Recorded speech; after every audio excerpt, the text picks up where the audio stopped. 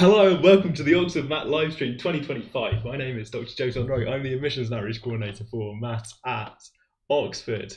And this time I've got the sound switched on. It's great to be here. And it's great to have you with us too. You can join us live in chat at slido.com and then put in the event code MATLIVE, which is where you can tell me helpful things like there is no sound, which I think I've now fixed. I would really like it if someone could tell me that I fixed the sound.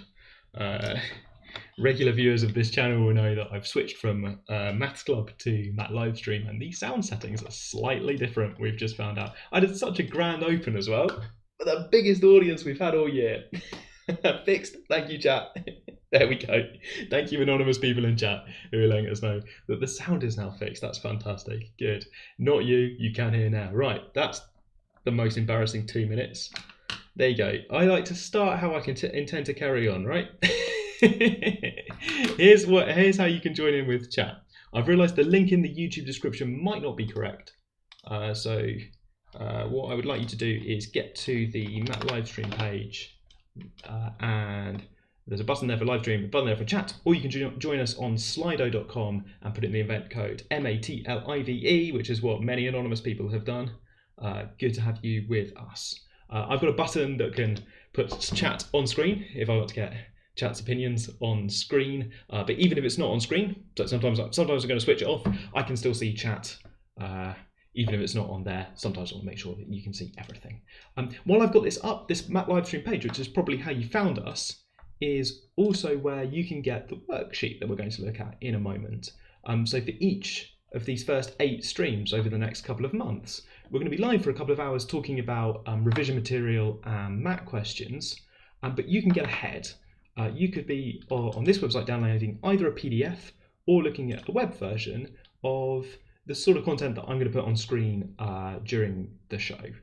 So if at any point you want a copy of things that are on screen, you can get that on the MATLive webpage, which is also where you can get solutions. So you might wonder if you can get the if you can get the worksheets and the solutions on this webpage, then what's the point of the middle bit in the live stream? And this is really where chat comes in. So chat is going to help by asking for particular things that they want to focus on. So we're going to be guided by chat. I've got some ideas. I'm going to go through particular things that I think people might find difficult, but there are various moments where I'm going to put chat on the spot to answer a question or something. Starting with a bit of a classic, which is I would like to ask chat how their day is going. You haven't missed anything if you've just joined. I forgot how sound works, but I have now remembered. You've missed something very embarrassing for me. It's okay to make mistakes. This is a safe environment for making mistakes, he says, having messed up. There you go, a bit of voting going on to start off with, this sort of thing. Although what we'll be doing later on is voting for things like which of the revision questions should we look at. I've got quite a lot of revision questions for you, and I probably don't have time to talk about all of them. So we'll focus on particular ones. Look at that distribution, that's lovely. It's kind of, what is that, 4-star day? Oh, there's an average there, 4.1 at the moment. I'll give them a bit of time to vote. The live stream is going to be 2 hours, which is 5 o'clock to 7 o'clock UK time. We're going to spend some time looking at revision material. Let me get the worksheet again. This will appear on screen bigger, don't worry, this is not the show. This is you getting the sheet in advance, right? We've got some revision material where we'll look at some essentially A-level knowledge. We'll revise that together. Possibly I'm saying something in a slightly different way to how you would phrase it. So maybe we're discovering different ways of saying the same thing, maybe. There's some revision questions, which are supposed to be a little bit harder than A-level in places, but maybe not as hard as a math question. In some cases a little bit colouring outside the lines on both sides, right? In some cases they're a little bit easier than they should be, and in some cases a little bit harder. But there's supposed to be a ramp up to some math questions, where I've picked out some math questions. Sometimes I've modified them, sometimes I've added hints. There are also solutions out there. So we're trying to do a bit of help along the way, because the plan is that we've got these 8 live streams at the start where we're looking at revision material across all of the topics that are on the MAT syllabus. But then after the summer, we'll be looking at some past papers. There's one special live stream in the middle where I've got some advice about that, but then afterwards there's some past papers.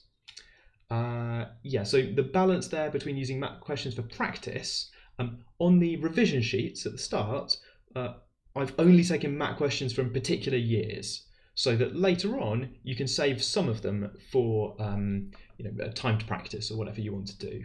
Although we've got some notes about the particular format. I still think that looking at past papers is a good idea. As we get closer to the test, we'll talk about format and timing and things like that, but the skills I want to focus on are solving tricky maths problems. The worksheets are almost exactly the same as last year. So someone in chat has possibly seen all of this before. Chat's got down to a 4-star day, so I think I'll leave that there. Someone anonymous says, are these worksheets the same as last year's MAT Livestream? Almost exactly the same. We're always iterating them a little bit. In particular, I have added a few revision questions. I have added a few revision notes. There's a couple of points where I've deleted a revision note, and I haven't changed any of the MAT questions. So if you were here last year and you've seen some MAT questions, then maybe you don't need to watch it this year. And if you've been playing catch up by watching the recordings, then you might have seen videos like this one already. Which reminds me that this video is being recorded, so that if you can't join live for this one or any of the future ones, you can watch back. We're going to build up over time. This column in the middle is going to fill up with YouTube links. If you watch live, you can join in with the voting and have your say about what we're covering and ask about particular topics. But if you watch the replay, I'm told that you can play it at double speed, and you can do things like skip through all of the chat at the front. Right, some of my students have told me, current Oxford students have told me that they used to watch the MAT live stream on double speed, which is only an option to you if you are on replay. Although I think if you join halfway through and play at double speed, then you can get up to date right at the end of the episode, and you could say goodbye live right at the end. And there's some linear combination of that along the way as well. While I've got the website up, I want to point out, obviously, MAT Livestream, which is what we're doing at the moment, links to Livestream, links to chat, links to other stuff that you might be interested in. I also want to point to this website, which you can find by going to ox.ac.uk/tests, TESTS. If you go there, you get information about all Oxford tests, and this includes important information about registering for the test, which is going to open next week.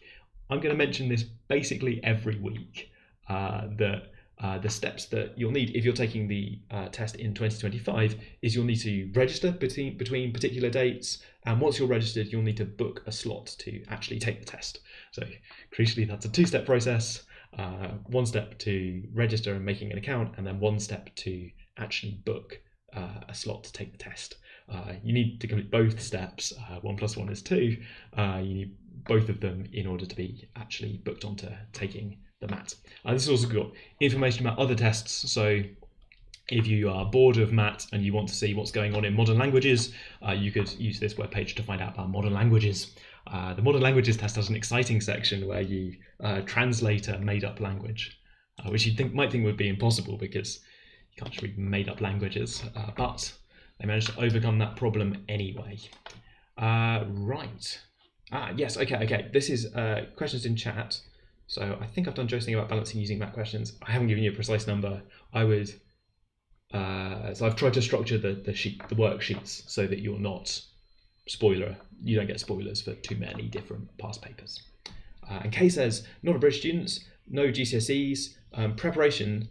So to strengthen topics, it's based on, the MAT syllabus is based on AS level mathematics and a little bit of the other half of A level maths. But something we've tried to do, if I switch over to split screen, let's do this. Yeah, let's split it like this. Here we go. Something I've tried to do in the, so pleased that worked. If I still got sound. Something we've tried to do in these notes is put together these revision notes to be really explicit about what knowledge we expect people to have. MAT is not really supposed to be a test of the breadth of your knowledge. It's supposed to be a test of the depth of understanding that you have on certain things. So we have this very short list of syllabus topics at the top. There is a syllabus for the MAT. You can download the entire syllabus on the MAT website. So you go to MAT Live and then go up to the MAT website. You can download the entire syllabus. I've split it up into these eight video sessions that we're doing. So I've got a little bit of it, just one line of it at the top there, and then some revision notes. So that even if you didn't do GCSEs, you didn't do AS level maths, frankly you don't want to find out what's in AS level maths, even if all of that's true, hopefully you can read these notes, compare it to what you're learning in school wherever you are or outside of school, and the idea is that this gives you some kind of precise understanding of what you're expected to know. And then the questions in chat are now, do I think STEP is good material? My policy is that any tricky maths problems you can find. I'm going to focus on the maths submissions test because that's the one that Oxford uses. I'm in Oxford, it's my test. But there are other tests out there. I think they're all good practice, so long as you can't do the question straight away. The main skills that I would like you to practice are getting unstuck, practicing fluency with your core material, and practicing a kind of understanding of what's going on, so that you have a mix of problem-solving skills. And then there's another question that asks about, I'm doing chat, so I'll just put chat on screen quickly. Another question asks about doing A2 maths before doing the maths. There's a little bit when we get onto sequences, which is the 8th one of these at the end of July. There's a bit of content there that is from the second half of A-level maths. So there's just a little bit of content there, which I think for some people, depending on how your school sequences things, you might have already done it. But for some people, they might be learning it from the MAT Livestream before they learn it in school. There's only a few facts. If you're watching these streams, you presumably care about maths a bit, and we can learn some facts together. I don't know about brain teasers and arithmetic puzzles so much, because MAT doesn't really have either of those, but I mean, in some sense, if you're practicing solving problems, but brain teasers can mean a lot of things, can't it? Right, okay, that's the chat, I think. I'm not really going to explain what MAT is. I know that's mad, because I haven't even told you what it stands for, but I'm sort of relying on you using some initiative to find out other facts about this test. I'm assuming that you've clicked on these links because you want to find out about what maths is on there and how you should practice maths to get better at the test. If you want to find out what the test is, then pause this video, come back to it at double speed or something, pause this video, go to the MAT Live page, but then click upper level to get up to maths submissions test, which I also think happens if you put in all of that website /MAT not live. So in some sense, remove the live aspect, find out about the MAT first. It's a maths test used for admissions at Oxford for maths and CS. Right, chat, you are still on my screen and in my heart, but you are not up there right now. Here is an example of how we're going to do this. So I'm going to start by looking at this revision material. I'm going to pick out particular bits of the revision material. If I scroll past something, you could ask me about it, or you could grab it off the website. I'm going to focus on a couple of things. One of them is the factor theorem, which you can see at the end of the line from the syllabus there. The factor theorem in there. And I also want to talk about symmetry. So I'm going to try and do a bit of both. And then, once we've done that, we're going to move on to some revision questions. So if you've already read the revision notes and you think, yeah, I've seen all of this from A-level, then you could be looking at some revision questions. And if you've already done some revision questions, then you could be thinking about the ones that you're stuck on. You could have me on in the background, waiting for me to say something interesting about symmetry. And then questions about the multiple choice questions from 2024 are not going to be released. And the Oxford Maths degree is pretty hard, to answer a couple of questions from chat. Good, right, okay. So I want to highlight this symmetry bullet point. It's actually new for this year, so new for the notes for this year. We remembered that if you know about quadratics, you maybe know a bit about symmetry, which maybe your teacher's highlighted or maybe not. I want to mention it here. So the idea is that if you have the graph of a quadratic, and I'm going to write y equals ax squared plus bx plus c, then that comes with a line of symmetry. So here's my quadratic. Now I've drawn a very particular quadratic there, haven't I? Already you've sketched a lot of quadratics, you know that they come in different shapes and different properties. Mine has got a y-intercept so large it's off the top of the page. What was the point of drawing the axes? One of the things about my arrow is I can do stuff like this, right? Maybe this, or maybe I want it like this. I'm going to draw it like this, I think. There we go, there's my quadratic.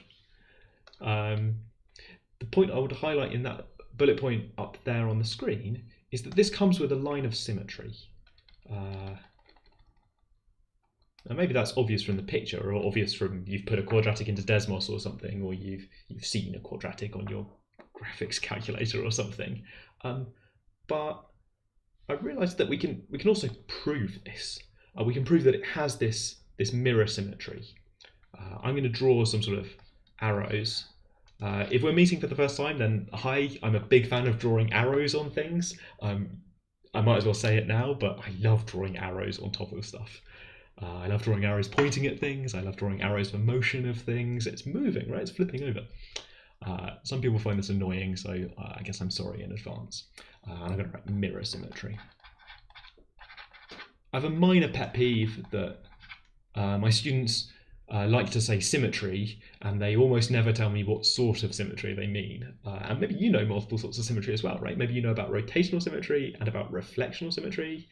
So when you say symmetry, my advice is to say which sort of symmetry you mean. I can be more precise, right? I'll work out how in a second. Up there on the board, this says that if you complete the square, then you can write it like this for some R and P. If you write it like this, then it's got a line of symmetry at x equals minus r. So I can label this line now. The mirror is at the vertical line x equals minus r. And you can check that by checking what happens if you put in minus r plus a little bit, or quite a lot, I suppose, versus what happens if you put in minus r minus the same amount.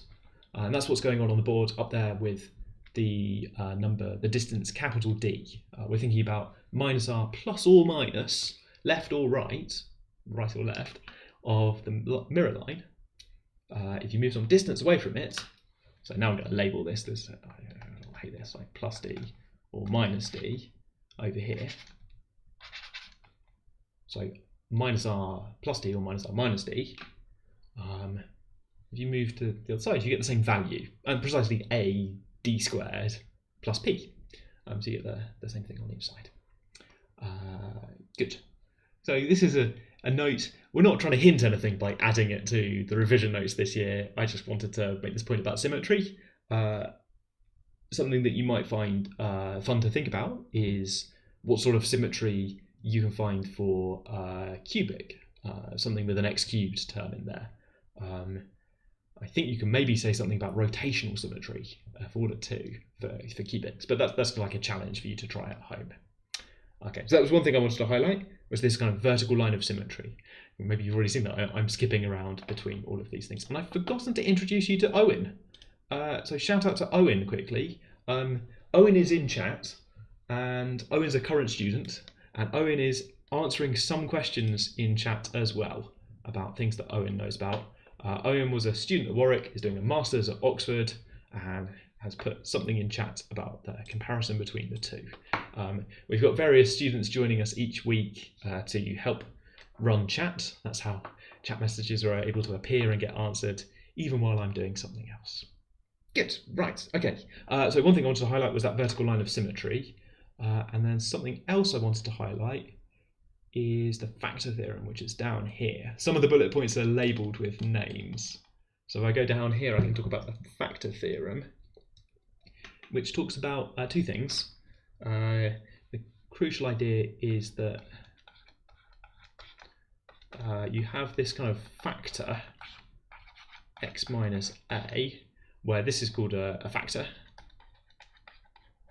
And this q might be called a quotient. You might have met the words quotient and remainder. I suppose in this case it's the factor theorem, not the remainder theorem, so nothing about remainders.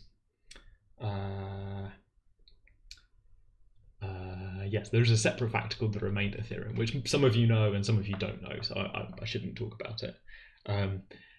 The observation here is that if this factor exists, if p of x, polynomial, really does factor like this, then sort of obviously,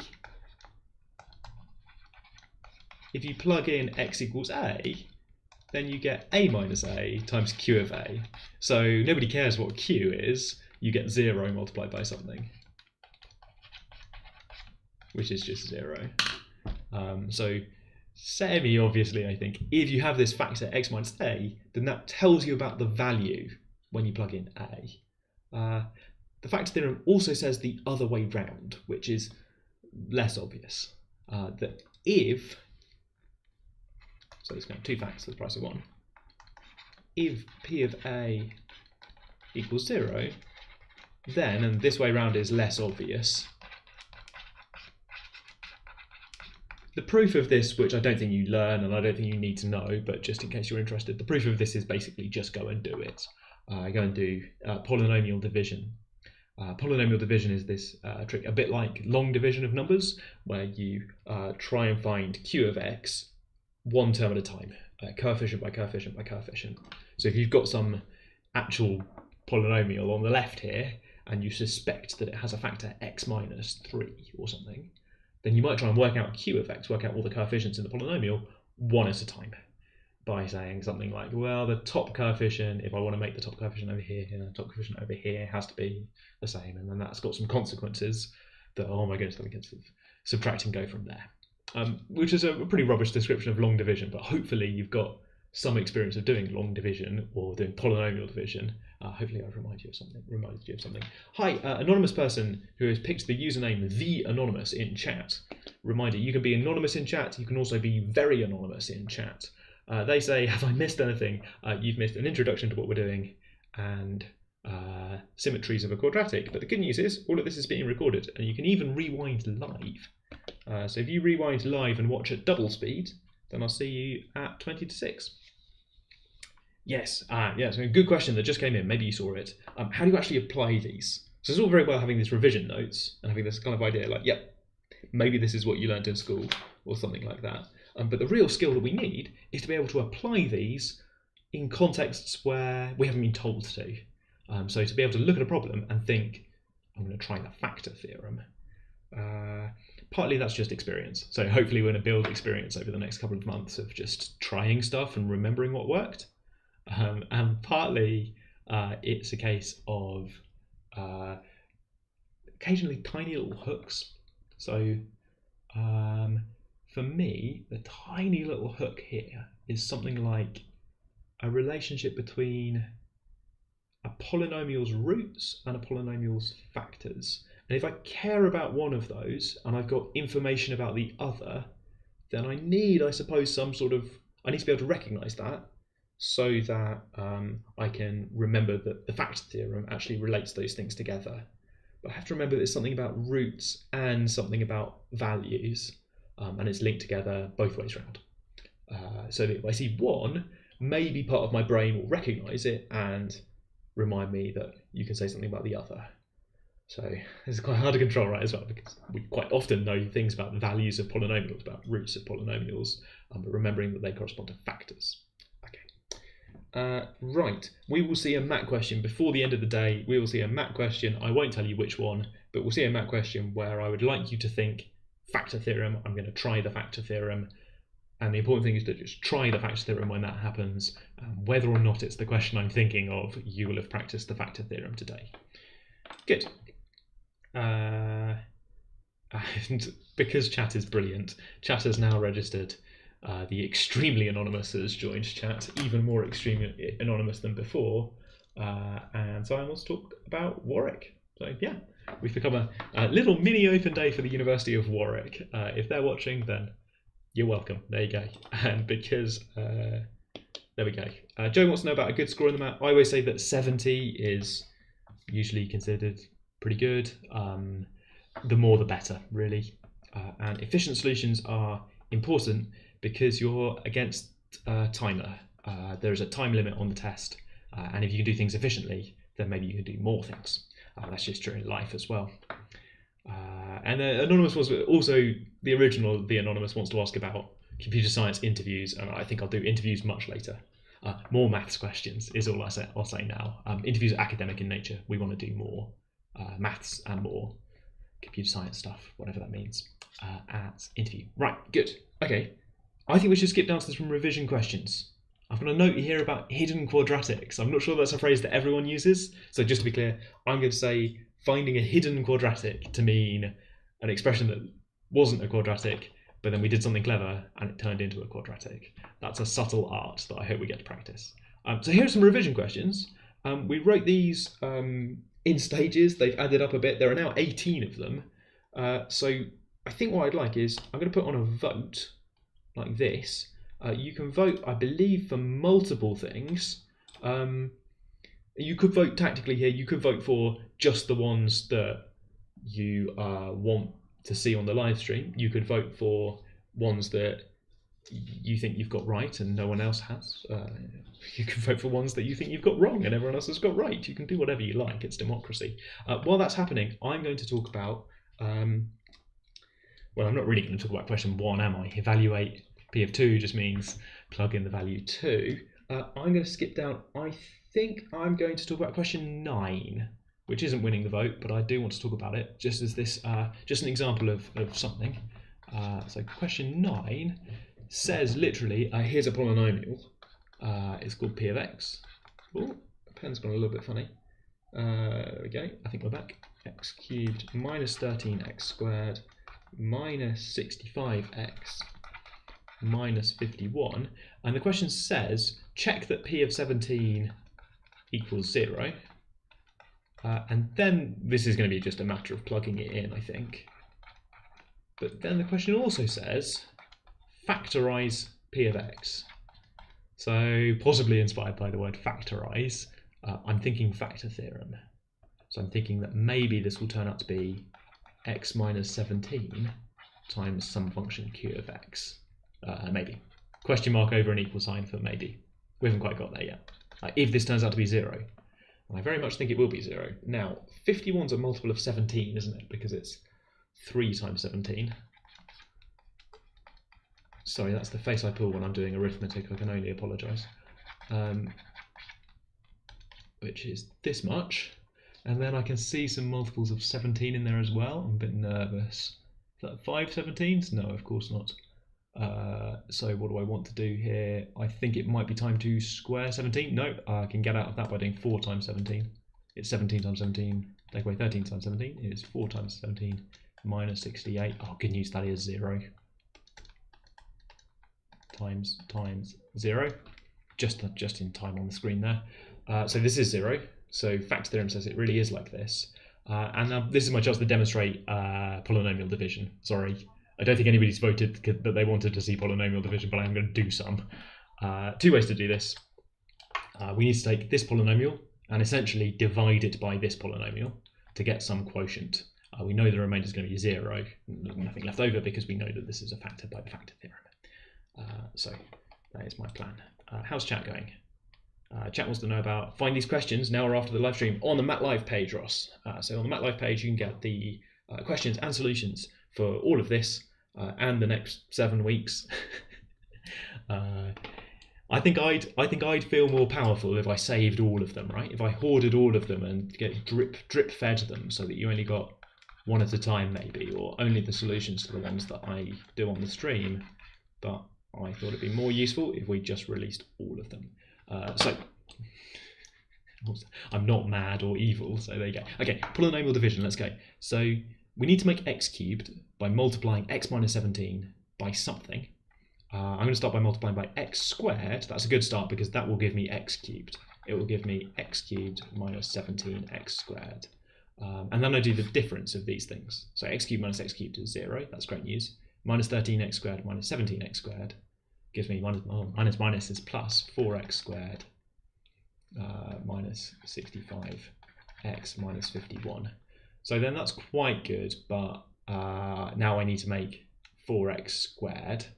If you like, I've got minus 17x squared, so now I need to add on 4x.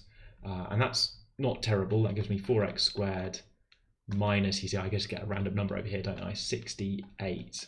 And I do the difference. So I subtract this to get 3x minus 51. And I hold my breath, and I hope that this is plus 3. And that gives me 3x minus 51, which gives me 0 at the end for no remainder, because 3 times minus 17 really is minus 51. And I breathe a sigh of relief because I got down to the final thing. Oh, slightly off the screen there for a 0, but I said it out loud. And I get this x squared plus 4x plus 3, so I suppose final step of this question is then factorise x squared plus 4x plus 3, but this is the sort of thing that we've been doing for several years at this point, probably. I don't know when you learned to factorise quadratics, I suppose, but for me it was several years ago. Right, let's have a look at democracy. Let's see how that's going. It's going quite well. Question 16 has won, and then question 5 is in there, question 15, and let's not forget questions 18, 17 and 18, which I think I'll bundle down there. So we'll do 4 or 5 of these. If I don't get onto your favourite question, what's this? There's a bit of a drop off for 17. No offence to fans of question 17. And now I've started talking, people are still voting. Interesting to see if it flips around now that I've said what I'm going to do. Chat, what do they say? Chat says doing long division right away, just going for it. Yeah, I got there in the end. It would answer both parts of the question because, of course, once you factorised it, sorry, the question is, that's going to be the poll now. The question is, once you've factorised it, that does, you can use the factor theorem either way around. So if you can do this division, if you just believe, then you'll end up with this factorised thing, and then, of course, plugging in -1 gives you 0, plugging in -3 gives you 0, and plugging in 17 gives you 0. I should have asked you to sketch this as well. You can do a sketch, can't you? -1, -1, -3, 17. So you just do something that goes up, down, and then up like that. Actually, no, you can draw these things. Right, let's find out what 15. What was 15? Ah, right. Oh, chat, you can do this. You can do this. Maybe I'll ask chat to join in then. So for 15, lots of people have voted for 15. It says, and it's a little bit open-ended, it says, can a polynomial of degree 3 have exactly 2 roots? So a root is a point where the polynomial has the value 0. And I'm looking for exactly 2. And the question says, why or why not? And I'd like chat to discuss. Oh, there it is. Thank you, Kay, in chat. That lets me check my answer. Yes. Do I have the solution somewhere? I probably do.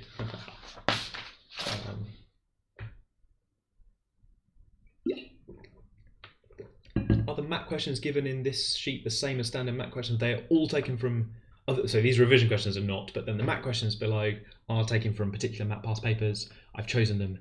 I haven't chosen that many multiple choice questions. It's not like a past paper. We'll get onto past papers. Yes. Aha. Yeah, so it depends, doesn't it? Ah, there we go. Ginger Biscuit's giving me an example. Oh my goodness, I'm going to have to... It's like being given homework. I'm going to have to think about where that one goes. Oh, all positive coefficients? But some negative, maybe some negative roots. Yes, okay. So chat, Massey gets yes, because you can have a repeated root. Yeah, it depends what you mean by roots. So there's a phrase that we might use, not just we, but there's a phrase that mathematicians might use to say counted with multiplicity, or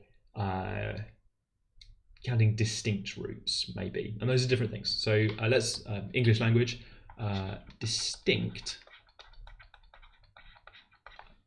means, so I'll try and draw this case that I think people are describing in chat.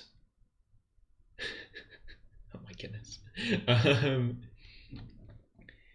Yeah, so the trap is to say that it always has 3, or possibly that Ginger Biscuit, that most recent one you've put in chat. Oh, I'm talking to chat. Let's put chat on screen briefly. That most recent one with 0 at the front, I would say, does not have degree 3 because 0 coefficients don't count. Well, have we got degree of a polynomial? It's a non-zero coefficient. So distinct roots, 2 distinct roots, or possibly 3 roots if you count the repeated root as 2.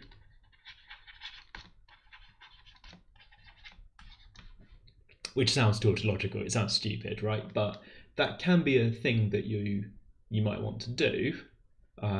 Some maths facts are only true if you count with multiplicity. I think that's the phrase. Doesn't quite sound right to me, but I'm going to put it on the board and maybe someone can correct me. Counting with multiplicity? Maybe that's what I mean. Yeah. So 0 is less than or equal to the number of roots is less than or equal to the degree, says or AO in chat.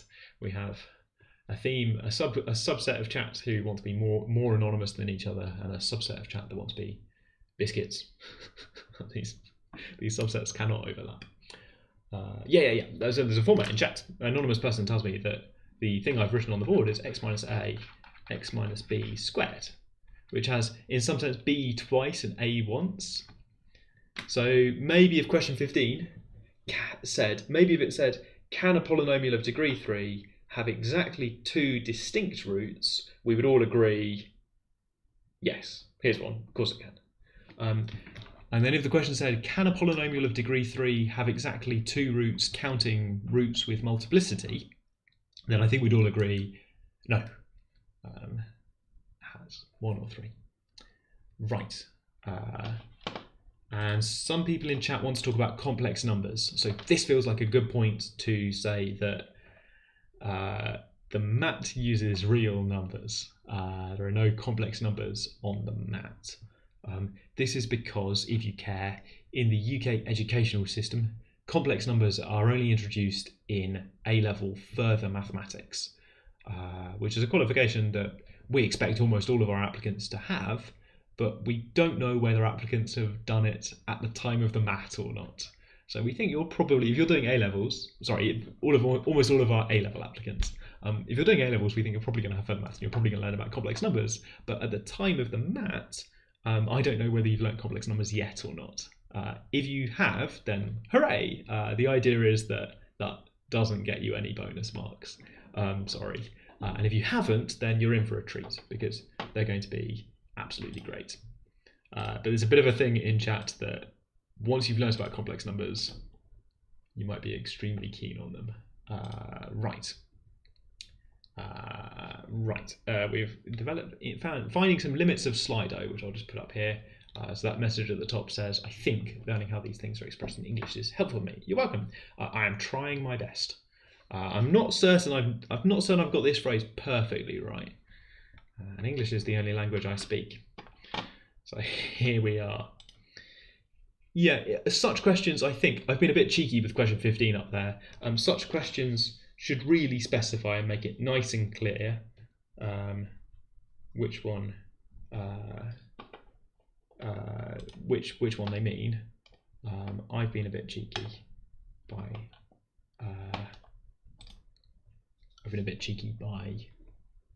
not being clear on that. Sorry, that long pause was me realising to my horror that I ran a poll and question 16 won, and then I talked about question 15.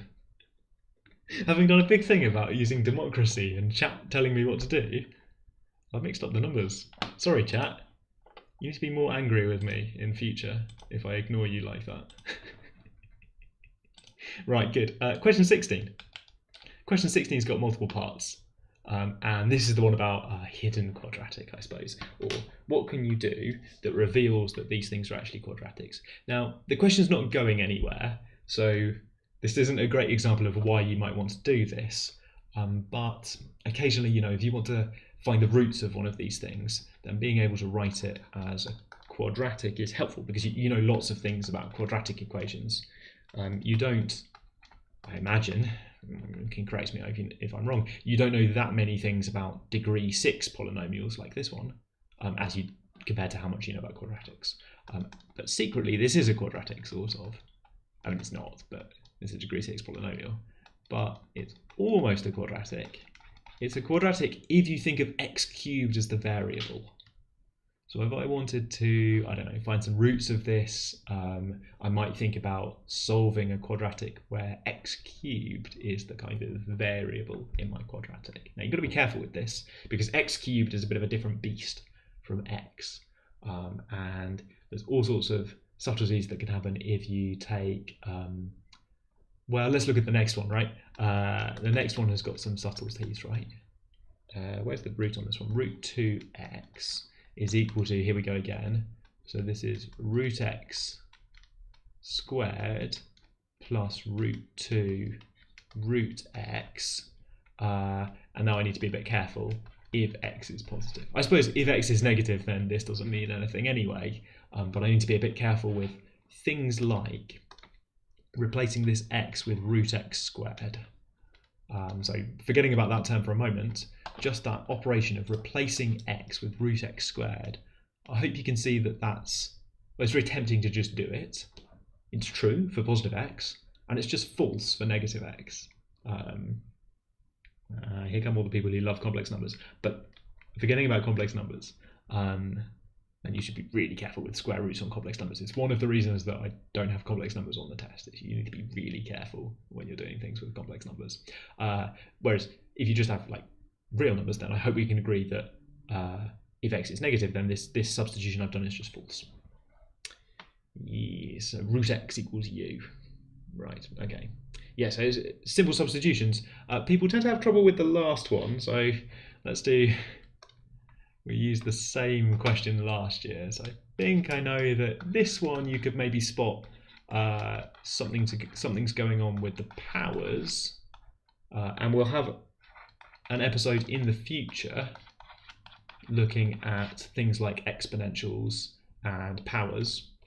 I suppose it's in the future, but it's also in the past, in that we recorded one last year, and you could watch that one, but you could join in with this one this year. So you could be along doing things with powers like this. So this looks a bit like a quadratic. If you squint at it and you call this u maybe, then this looks like u over here as well. So maybe this looks a bit like 3u minus 6u squared. I think u is my favourite letter for this kind of substitution, where I'm replacing a function of x with something else. I've already got y in use. I'm going to go to u next. I'm not really sure why, but yeah, there you go.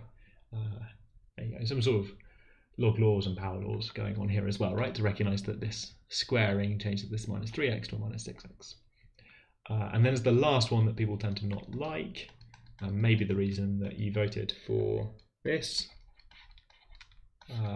Something like this, which is a bit terrible. So if you suspect, like the it's almost like a joke, right, that it's secretly something's been squared and is also here. The question is sort of what's been squared, and the thing that's been squared, I think, is 1 over 1 minus x. That looks like it's been squared. 1 over 1 minus x has been squared. So I think I'm going to pull that out. That looks like a thing that's been squared. And I also have this, which is not quite right, is it? So it's not quite a thing and it's square. But we can do something with this, can't we? For example, if this said 1 minus x upstairs, then I'd be closer to what I want. Because if it said 1 minus x upstairs, then it would cancel and I'd be left with a thing, and hanging out on the left there, it's square. I'm willing to do tricks like this. Oh yes, good question about the third example, Anonymous. I'm going to come back to that. I'm going to highlight it so I don't forget. Oh, there you go, you get a highlight. We'll see that on screen in a second, but I just want to finish this line of thought. My hypothetical here is if it said 1 minus x. It doesn't say 1 minus x, it says this instead. So I can make it do that with a bit of trickery. So my trick might be something like, I can make it say 1 minus x over 1 minus x squared, which is closer to what I want. Let's pay the cost though. It's not really an x upstairs. It's not really a minus x upstairs. It's an x upstairs. I'll put a minus sign out the front. That fixes this a bit because then I'll get x. But I'll also get minus 1 upstairs in the numerator of this fraction. Sorry, let's use terminology. Use my words. We'll also get minus 1 upstairs, and I can fix that by adding 2. So here's some mad arithmetic, right? If I want 1 minus x up there, then I can have that, but consequences, that minus sign should really be a plus sign, so I need another minus, and then I get a minus 1, well, I can fix that. Instead of minus 1, I wanted 1, so I can add 2. So if you like, I've added one of these and subtracted it, and I've put 2 minus signs in here, but that sounds a bit like, why would you do that? Like, why would you add one and subtract it? Add one of these and subtract it, and flip a sign over here. Which then, just to finish it off, if you think that if you write u as 1 over 1 minus x, then this is 2u squared minus u, which is sort of a quadratic. Okay. Yeah, so you can do some sort of messing around with things. That was really hard. I think it's probably too hard. I think if I used that as a step of a question, almost no one would think of it. I wouldn't learn very much. So I put it there as a sort of example that things can be hard. Right, good. Chat's brought up something brilliant, which is why would the third example turn negative? Which has reminded me to think about signs, not sine and cosine. I mean to think about positive and negative things, because when you sketch this up here, if you were going to go and do some sort of sketch of the quadratic, then you might sketch something like this, right? 3u minus 6u squared, like this, and you might say this is 0, is 0 4, and you might go u equals 0 or u equals, I've started writing and now I've got to think, 1/2. Oh, it's right under my camera as well. U is 0 or u is 1/2. And then you might get a bit nervous because actually this expression e to the minus 3x, that's actually never equal to 0. There's no value of x for which this is equal to 0. So although it looks like a nice sensible point on this graph of this quadratic, that actually doesn't correspond to any value of x. And that doing this kind of substitution or this change of variables is powerful because it lets us simplify expressions and realize what's really going on, but it's also dangerous because we can lose sight of the actual reality of the original variable x. Like that thing with the square roots before, where you need to try and keep track of things. Did I mean plus? I don't think I did. I think I had a minus sign. Oh, there's a plus sign in the question. It's a plus sign in the question. Can I be bothered to fix this? Is that why they said, why is it not negative? Maybe that's what it is. Ross says I've written it out wrong. Yeah. Okay. I thought they were making a great point about this function not being negative, and I now realise they were just correcting my plus signs. Well, that's even better though, isn't it? For the point that I want to make, right? That's even better, right? Because now it's a quadratic like this. So you might think that this is 0 for u equals 0 and for another value over here, but actually neither of these ever happen because e to the minus 3x is never minus 1/2. So you can sort of, if you're trying to find zeros, where is this function equal to 0, then haha, it's never equal to 0. It's the sum of two positive functions, so it's never 0. You can make it look like maybe it's 0 sometimes, but some values of u don't correspond to any values of x. Right. Is there a name for this? Not really. I think you've, if I had to give it a name, I would describe it as saying that you've included erroneous solutions. You could say fictitious solutions, but that's a bit of fancy language, isn't it? Right, let's do another one. And people have requested question 5, so I'm going to go up to question 5 just quickly. Reset the zoom on this because I'm zooming out, so there we go. Question 5 people wanted. Question 5 asks about x to the 4 minus x squared plus k. Oh my goodness, there we go. Not happy with that. There we go. And we're asked, when does this have exactly 2 real solutions? So my strategy for this, I think, is to rearrange. Sometimes I put one solution in the web solutions on the website, over there, website, and sometimes I put a different solution on the live stream. Today I feel like this. So if you rearrange this, then you can get some constant k is equal to, and then on the right hand side I've got a function.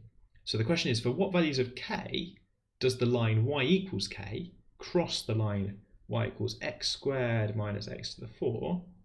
I'll draw like that. This is y equals x squared minus x to the 4. And this is going to be the line y equals k. Okay. So the question is, which values of k cause us to have exactly 2 real solutions for points where these curves intersect?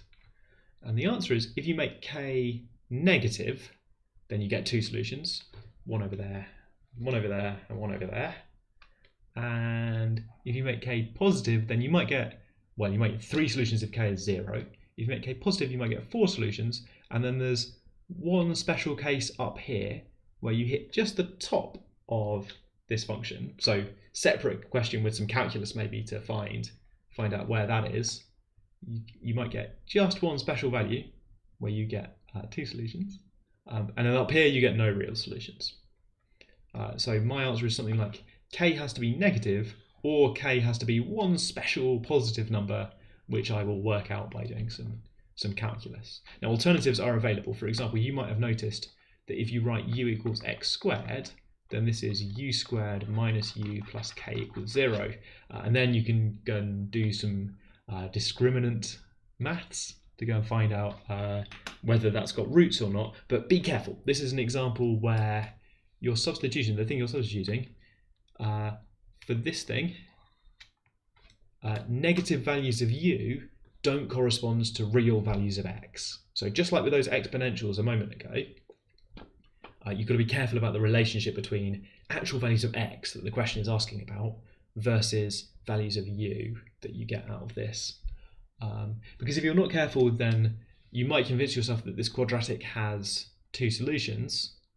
You would like it to have two positive solutions, perhaps. Or maybe, no, I suppose what do you want? You want one positive solution, which will lead to a couple of values of x, and you'd like a negative solution, which leads to no values of x, so that you get 2 overall, not 4 overall.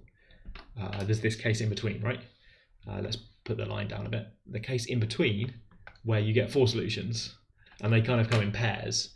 X squared might be large on the outside, or x squared might be smaller on the inside. There's a symmetry to this, I suppose. Is x squared large or small for the outside or inside solutions? And if you're not careful, you might be in that case.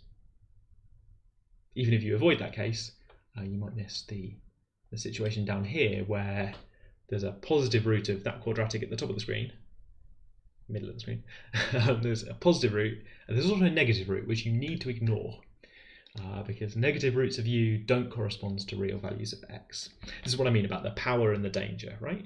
The power is you can turn that into a quadratic and talk about quadratics. The danger is that you might forget the original values of x. In 2010, there was a movie called Inception. In the movie Inception, you go into a dream state and you try and solve problems down in the dream state. And you can even go one stage further and go into a dream within a dream. But the danger is that you get lost within the dream and you never make it back to the real world. And doing substitutions is just like that, right? You can make a substitution, you can make another one, you can find all these lovely solutions, but you need to get back to the real world. You need to get back to actually finding real solutions for x. I've just realised that the movie Inception is 15 years old, so there is some chance that people watching this literally didn't see it when it came out because they weren't alive. Right, good, okay. And now I feel old. Yeah, it's a bit like a constant integration or something on the way back. Oh, like this plus k on the end, I suppose, looks like a constant integration as well. What's going on there? That's an interesting mashup. Right. Next year, maybe. Right, okay. People also requested questions 17 and 18 in some order. And question 17 wants you to think about different polynomials with these roots. Factor theorem. It's asking about roots, so I'm going to write down factors. Here's a polynomial with those roots. X minus 1 is a polynomial with those roots. This is question 17.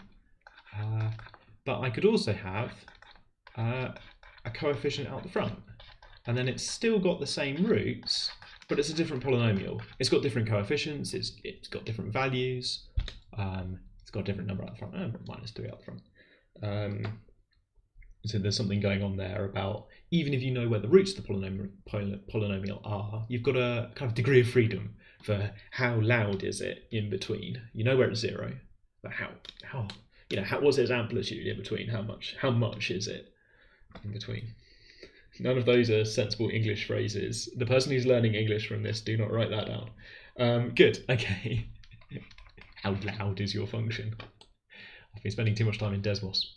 Oh, right, okay. Ross says that Ross was 2 years old. That makes me feel much better, of course. And Sion has seen the film Inception. So this is pretty good. We're always real. Keeping it real since 2008 or something like that.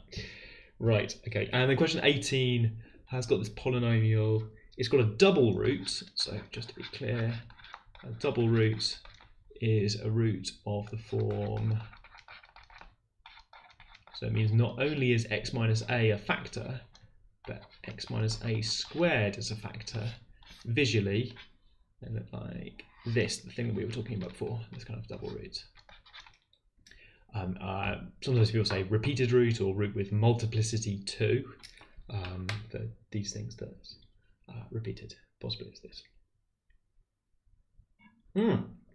Thank you. Chat's pointed out I misread question 17.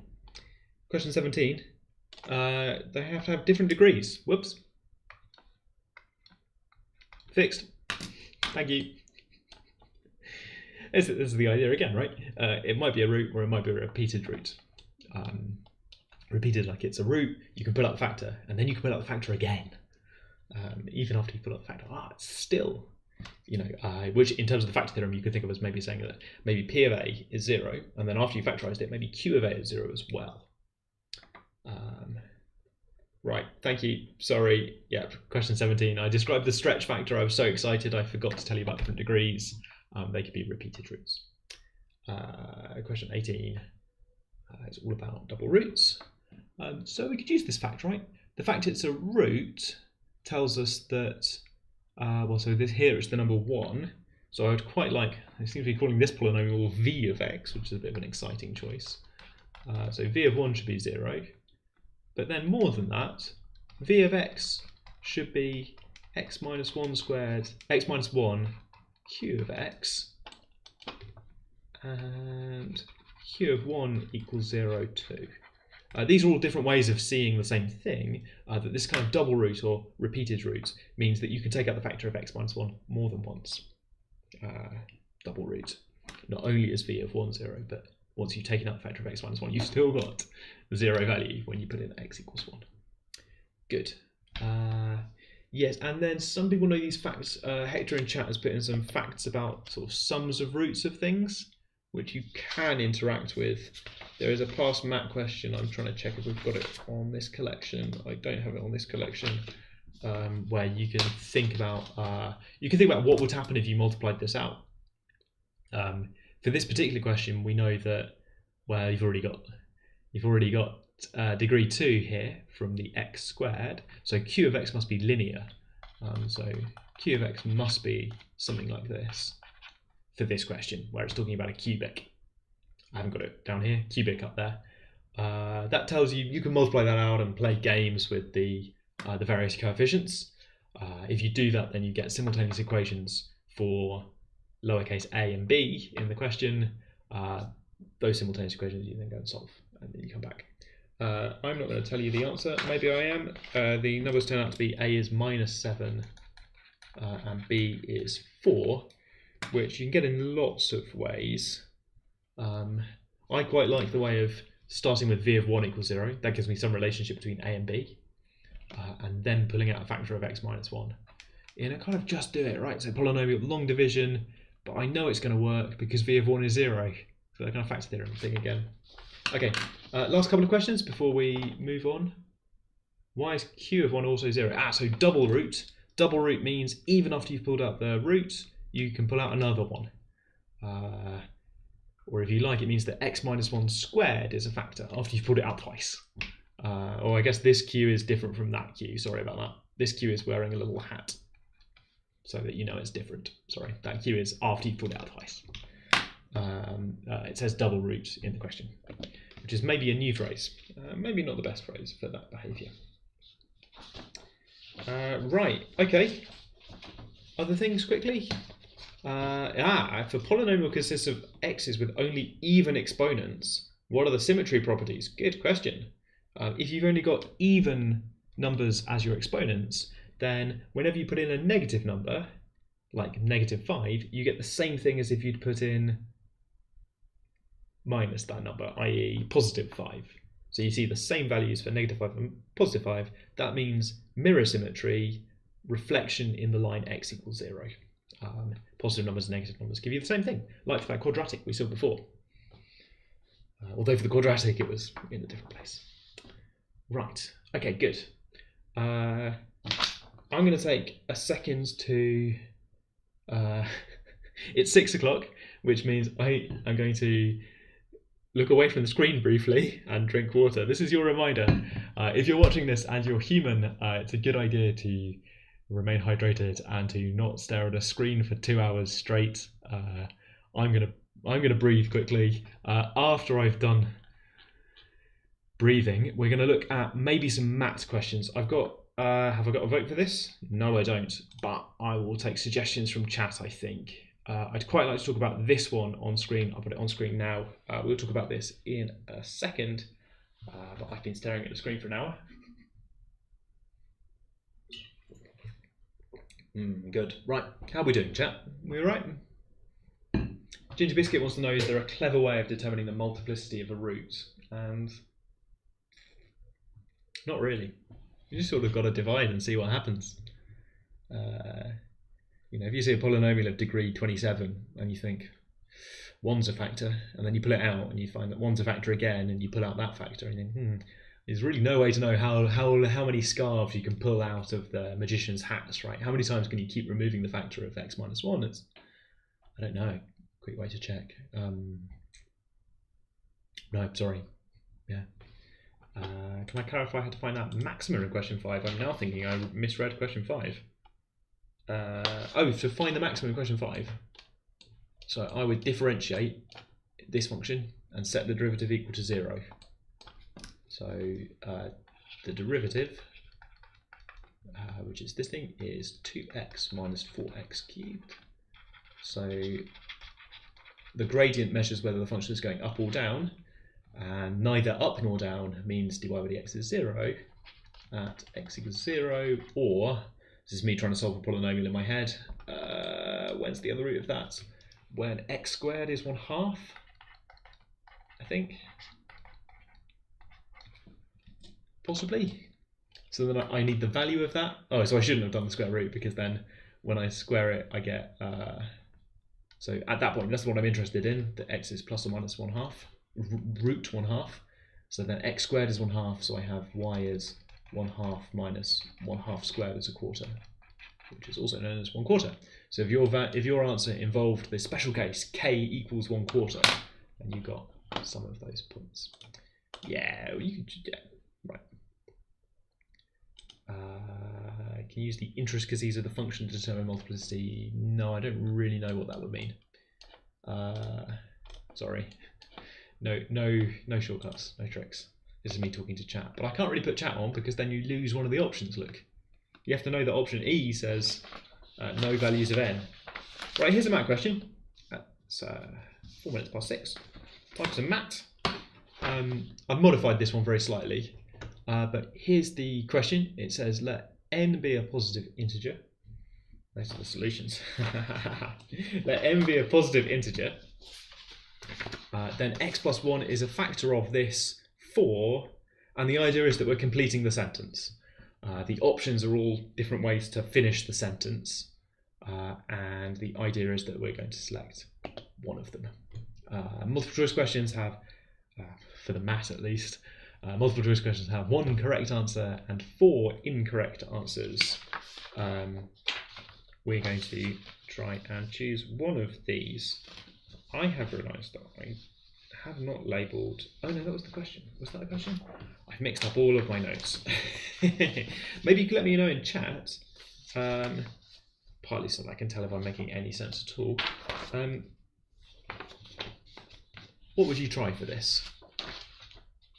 I'd like your first idea, I think. Maybe you've solved this and you've got an option A, B, C, D, E. But what I'd really like is sort of your first idea, the sort of first thing that you might try investigating.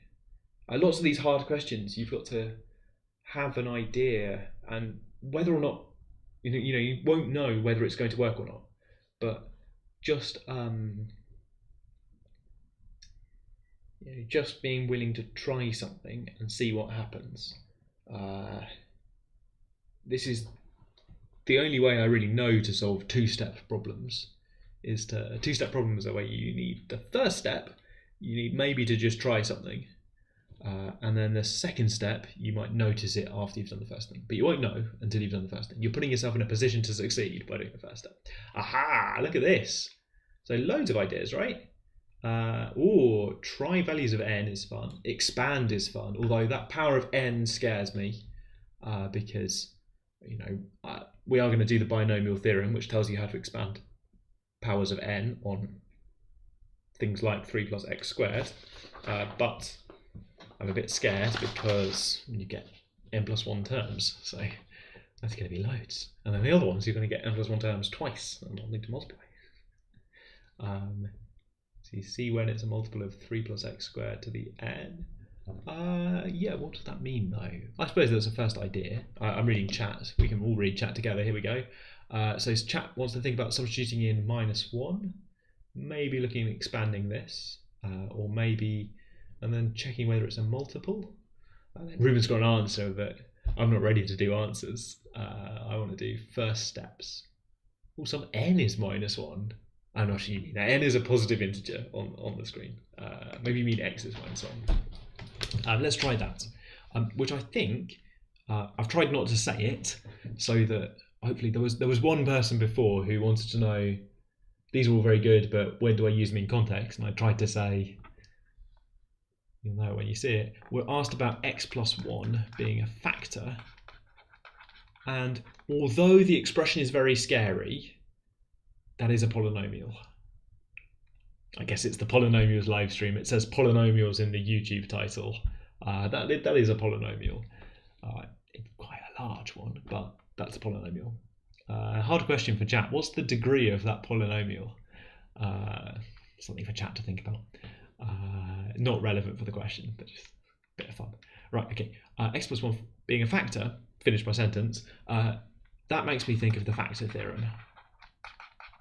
And I think that's why people in chat want to sub in -1, because they think that the polynomial on the screen, if the polynomial on the screen really is x plus 1 times some enormous q of x, then p of -1 is 0, and vice versa.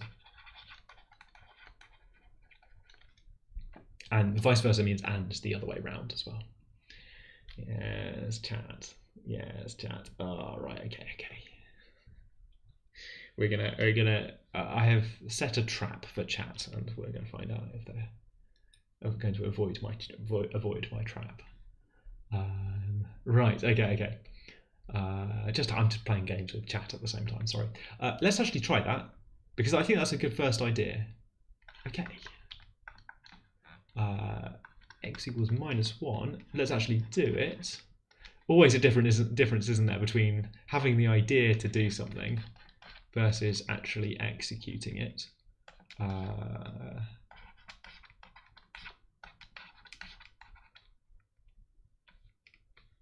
And the question, I suppose, is this 0? It looks like it might be 0. I mean, it says 4 to the n and it says 2 to the n, 2 to the n, so I'm kind of into it. But yeah, let's simplify this a little bit. So this says 4 to the n, and then we have a minus sign, and I'm going to be really careful. So this is 2 to the n, 2 to the n, which multiplies together to give me 4 to the n, because 4 is 2 squared. But a whole bunch of minus signs. This minus sign is inside this power of n. So if you like, this is -1 times 2, all to the power of n. So I can split that out. I'm going to do this in one line because of the amount of space I've got. But maybe you might like to copy this out. If you're doing this at home, then you might like to get it right by writing 4 instead of 2. But you might like to take more than one step for this. Often on the screen, I'm not taking as many steps as I should, and often I've had an idea and I've skipped something. Sorry about that. So the question like, is this 0? You know, 4 to the n is a large, scary number, but it appears in both of these. So the question is really, is this thing a plus sign? Minus 1 to the power of n is fun. It alternates between minus and plus, right? Every time you multiply by another minus 1, it switches backwards and forwards between minus 1 and plus 1. So I think this just means, is n even? Or odd, or something. I've got odd. I saw even in chat earlier, now I think odd. So now we're going to have a disagreement, aren't we? Have I just got this wrong? I have got this wrong because I wanted even. I did want even. I've had a disagreement with myself. I've decided I wanted minus sign overall so that they would cancel to give me 0. We're allowed to make mistakes on this stream. Oh my goodness! Even with chat telling me that it was even before we started. Does chat want to help? There we go. Chat is helping. Chat's not fallen for my trap. Chat has realised I asked them what the degree was. That was a bit of a trick question. Sorry, because I thought people would say 2n, and they did a bit. But now Anonymous has realised that that big x to the 2n appears in both terms with a minus sign in the middle. Haha. So the first bracket will give me an x to the 2n, but the second bracket will cancel that x to the 2n. So there's a hard question because you need to check if that happens for 2n minus 1 or not. Right, okay, let's do last part again. So last part, which I also messed up, so I would love the opportunity to do it again. Looks like this. The question says, is 4 to the n minus 1 to the n, 4 to the n, 0? So this is one lot of 4 to the n. And this is, well, either one lot of 4 to the n or minus one lot of 4 to the n. It depends on n, right? This thing ticks backwards and forwards between plus and minus. Plus and minus, plus and minus. So what I really want, after thinking about it twice, what I really want is for all of these minus signs to just go away so that I'm left with 4 to the n minus 4 to the n. I don't want 2 times 4 to the n, I want 4 to the n minus 4 to the n. So I need this thing, minus 1 to the n, I need that to be 1. Which means that I need n to be even. So if you like, if n is even, so even n gives me 4 to the n minus 1 times 4 to the n, which is 0, and odd, how do you spell odd? There we go. Odd n gives me 4 to the n minus 1 times 4 to the n, which really is not 0, which is 2 times 4 to the n. Whee! There we go. Panicked for a second there. Okay, that's a math question. Hooray! We choose our option. So after flipping backwards and forwards between odd n and even n, I ended up on even n. Something I might do if I've got a bit of time is I might go back and check that for n equals 2, that this actually checks out. That if I plug in n equals 2, I'll get a cubic, I think, and I could check that that cubic really does have x plus 1 as a factor. Yeah, and there's a question, what happens for non-integer n? And the answer is, well, I don't have a polynomial anymore, so all bets are off. What do factors mean for things that aren't polynomials? Right, there's a suggestion in chat, which I should try and respect, that says we should go through the last math question. I'm okay to switch. I think I will switch. Why did I say try to respect? That made me sound very rude. We've got on the worksheet, there are a couple of multiple choice questions and a couple of longer questions. These are just some picks where I've chosen things that kind of thematically go together. I think I will scroll down and say this. Yeah, okay. So the request in chat is that we think about, for the long questions, we've got really quite a lot of hints. And extensions, which I'm not going to talk about on the live stream, but if you've done one of the questions on one of the worksheets, one of the long math questions that we've got up there, and you want to think about it a bit more, we've got stuff up there as well. This question is lightly modified, which means I only changed it a little bit. I can't remember how I changed this one a little bit. What did I do? What did I do? Okay, never mind.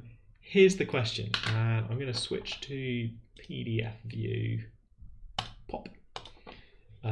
Just so that we can see more of the question at once to start off with. So this is a long question from 2011.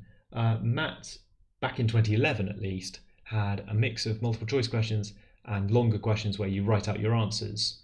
In 2025, time of recording, MAT's still got a mix of long questions and short questions. The difference is that in 2025, candidates type their answers for the long questions. They do the whole thing on, you'll do the whole thing on a computer, and it's mostly multiple choice, but there are still 2 long questions where you'll type answers. This would not be a good question for people to type their answers because, well, it's got all powers and it's got all subscripts. So for MAT in 2024 and 2025, where people are answering on computers, the long questions are written so that you can answer them by typing for a keyboard. The people writing the questions knew that that would be the case. Right, good, yes, okay. You can define it to be. Yeah, okay. Let's not go down the route of factors. So here's the question. And long questions on the MAT still look a bit like this with multiple parts. In the computer, if you care, the separate parts are on separate screens with separate answer boxes so that you can type your answers for separate parts of the question. But you're given several instructions and they're often linked together. So multiple choice questions are all different, but then the long questions tend to have a chain of reasoning. And this is your chance to demonstrate a kind of understanding, to show that you're not just guessing the answer, you actually understand what's going on. And it's also a chance for us to do show that questions, where you're asked to explain or justify something. So over here in part 1 of this question, using Roman numerals, so part I, it says show that x to the 4 is equal to, and there's some stuff. So no marks for just writing that down. All of the marks are for explaining why that's true. We think this is an important skill for mathematicians to not just get correct answers, but also to explain why they've got them. Chat wants to ask about this a little bit. Must we do typed working as well? So the long questions are designed so that you're not expected to do lots of typing up of mathematical expressions or anything like that. I still think we should look at long questions of the past because I think they've got interesting ideas in about joined up thinking. One of my key skills is understanding what's going on, which I think makes you better at problem solving in general. So we are still going to look at these questions, even though it's from, well, some of you were 3 years old when 2011 came round, right? I feel so old. Here we go.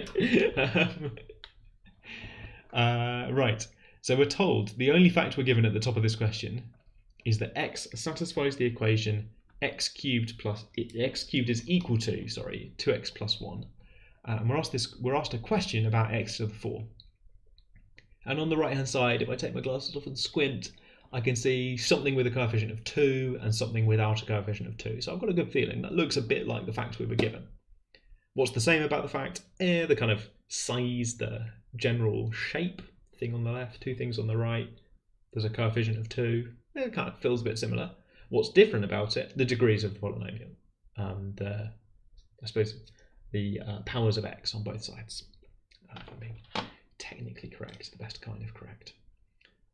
So I think I want to follow a suggestion from chat, which says if we know that the number x satisfies this, then x to the 4 is equal to 2x squared plus x multiplying both sides by x. So we're not required to work out what the number x actually is, but whatever it is, I could multiply both sides by it and get an expression like that.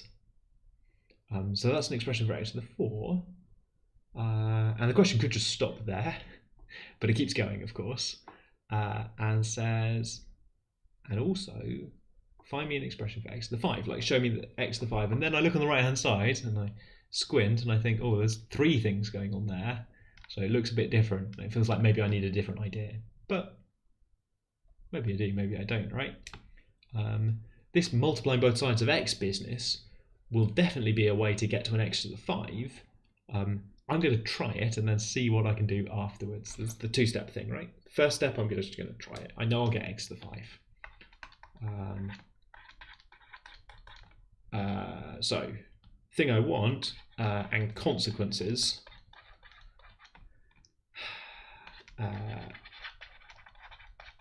Quite a lot of my life is writing down a statement which is almost true and then dealing with the consequences and making sure I write down a statement that's actually true.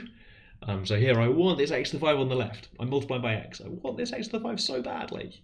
But I have to write down something true. So I'm multiplying by x, which means I get these things on the right-hand side as a consequence. I don't really want them. I don't love them, but they have to be there. I suppose at a push, I'm okay about this x squared. I have an x squared on the right-hand side of the question. Yes, chat's going really well. There we go. 2 people in chat have told me what to do next. But just emotionally, right? I love the x to the 5 on the left. I don't want to do anything else with that. It is perfect. It's in the right place. It's in its lane. It's thriving. On the right-hand side, it's this 2x cubed, which I am unhappy about. And I would like it to go away, please. Well, not just go away. I'd like it to be replaced by 2 plus 4x. And I need a reason for doing that, right? Show that questions are all about giving reasons for things.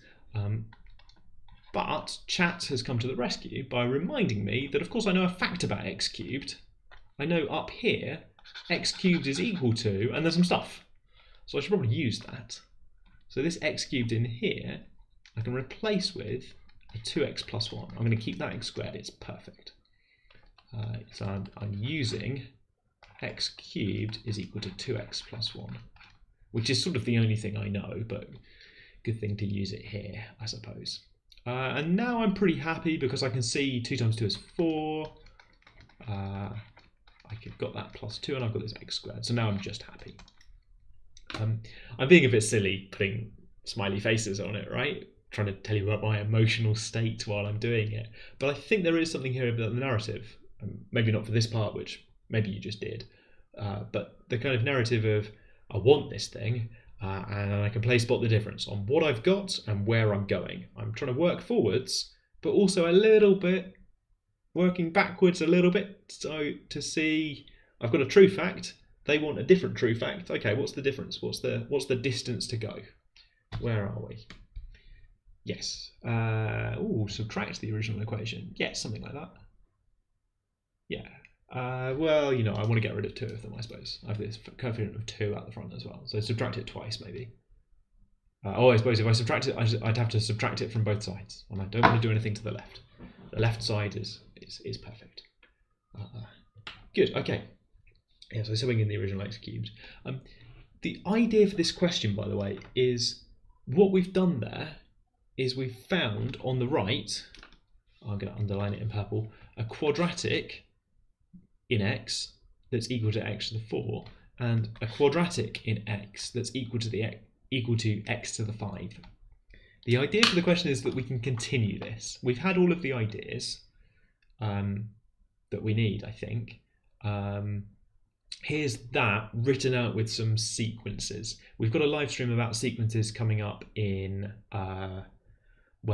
towards the end of July, but for now, let's just say there are some coefficients which depend which power you're talking about. If you're talking about x to the 4, then the quadratic has particular coefficients, 0, 1 and 2. And if you're talking about x to the 5, then it's got particular coefficients, 2, 4 and 1. I see why they wrote them in that order now. On the screen down there, I've got 4, 2 and 1 because I haven't written them in the same order. So that's the only idea we've got. Okay, more question, please. Right, I see. So it says show that, and then there are some relationships between these things. Now, what I'm going to do is I'm going to suggest to chat all the things that we've just done are the ideas that we need. So this k plus 1 business, that's talking about the expression that you would have for x to the k plus 1, which is closely related to x to the k. It's just been multiplied by x again. And okay, that's how on the left-hand side we're going to get from x to the k to x to the k plus 1. On the right-hand side, we've got some sort of quadratic ak plus bkx plus ckx squared. I can see at the top there. And all I'd like to do is, well, multiply by x and then deal with the x cubed, because I don't want any x cubes. We've seen how to do that by substituting in to get rid of the x cubed, but that's all I want to do. Okay. Right, okay. You can rearrange the original equation to get 0 on the left. Then you can subtract it twice. Yes. There, yes, exactly. You get, yes. Which, yes, gives the same answer. So you're okay. Good. Can we try for x to the k plus 1? Let's try for x to the k plus 1. So this is going to be very similar looking maths down here, but here we go. So if x to the k is equal to ak plus bkx plus ckx squared, then, I love this if-then structure. I'm going to do this a lot. I'm going to try really hard to lay out things with if and then. And put my reasoning on the right hand side as well. Look. Multiplied by x, both sides. And I'm a little bit happy. I'm not super happy. I want to get rid of that x cubed. So this is akx plus bkx squared plus ck, and I'll remember that this is 2x plus 1. So this is using x cubed is equal to 2x plus 1. Excuse me, some of my curly x's have a habit of getting a little bit spaced out. Okay, so what can I see when all the dust settles? I can see, if I write them in increasing powers. Oh, hello. It just gave me a message to tell me that my whiteboard was being updated, which is, roughly speaking, the worst possible time for it to do that, but you know. This AK comes over here. And I have some BKX squared.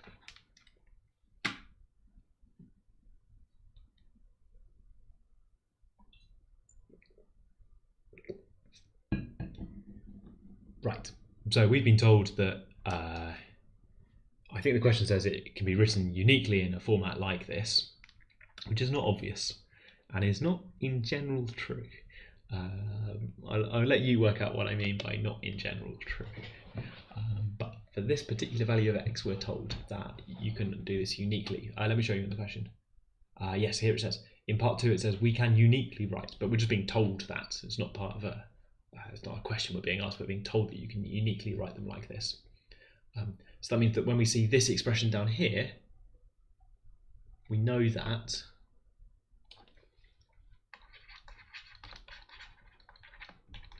because it's x to the k plus 1, this is a k plus 1 on the subscript plus b k plus 1x plus c k plus 1x squared.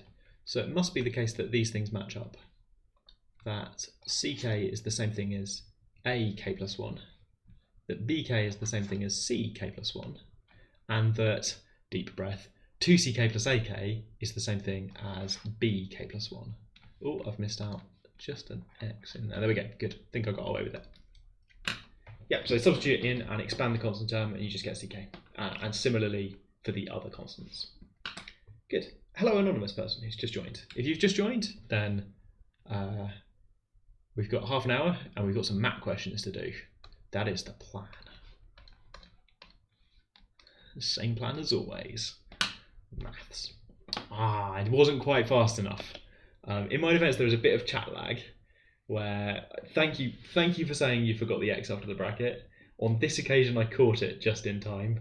You're going to see that in about 20 seconds. But I want to say thank you anyway. This is why I managed to do a couple of minutes of live stream with no audio at the start, because it takes a little while for people to catch up. Right, good. Oh, somebody says, oh, this is going to come through in chat. It's 11 PM over here. My goodness. Right. Plus 4.5? No. Yeah, plus 4.5. Because it's summertime. So yeah. Okay. Right. Okay. What was I doing? Yes, we were working on a math question. we have these relationships between terms, and then the question starts working with those. Maybe you can see that this is cumulative. The idea here is using a version of the previous thing that we did, and now this new part of the question is going to get us to work with those things that we just built. So try not to get vertigo, because we're building on things, building higher and higher, using the previous part of the question whenever we can. They're usually related. So we've now got those facts relating together. AK plus 1 is CK, BK plus 1 is something complicated, and CK plus 1 is BK. So new part of the question says let DK, a new sequence, not a coefficient of the quadratics, DK be, and then it's A plus C minus B, which makes me feel things. A minus B plus C is kind of alternating plus and minus. It's like those plus minus things we had on for kind of alternating across the alphabet. So no, I don't know how to feel. Oh, and if I move the D to the right hand side, then it's A minus B plus C minus D equals 0. That's pretty. Right. Well, what was I doing though? Right. Show that. So we're asked to show that dk plus 1 is equal to minus dk.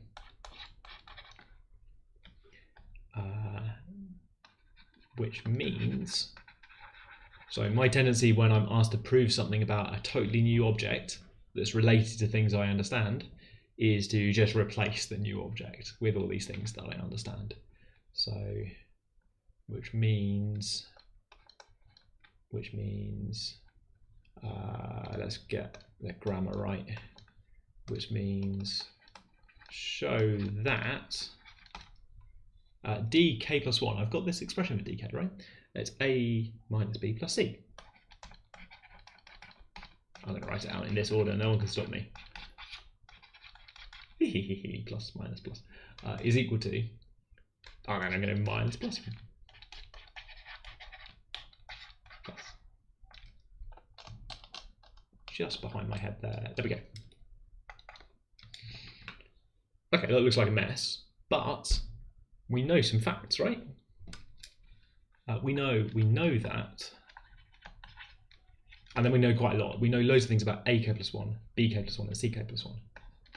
So AK plus 1 minus BK plus 1 plus CK plus 1 is equal to, why have I written that there? Is equal to, I'm going to go over this way, and then I'm going to substitute in all of these facts that we had.